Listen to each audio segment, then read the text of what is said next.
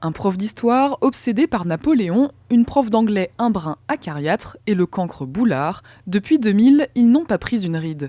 Des personnages devenus cultes au fil des années et qui ont même fait l'objet de 2 films en 2013 et 2014, un succès difficile à expliquer pour son créateur.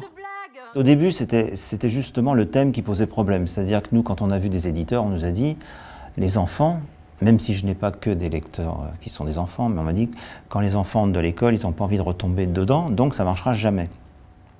Je pense moi plutôt que ça a marché parce que justement les gamins s'y retrouvaient. Je suis content de voir des gens de 25 ans qui effectivement me disent « Ah ben je continue, voilà, j'ai acheté le dernier ».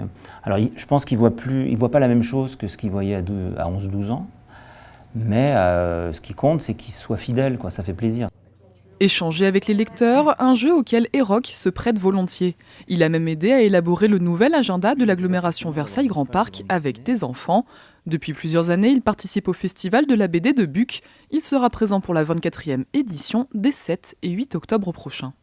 J'y vais chaque année depuis déjà un certain temps. Ouais, c'est sympa parce que déjà j'aime bien les gens qui le mettent en forme, qui s'en occupent. Il n'y a pas tellement d'autres occasions de voir le public que dans les festivals de BD, donc celui-ci comme les autres. Évidemment, plus il y a de public, plus on va voir un public un petit peu varié, et ça c'est intéressant pour nous. Ouais. L'occasion de faire découvrir le 19e tome de la série sorti le mois dernier. Même après 17 ans, les profs ne sont pas encore prêts à quitter leur lycée.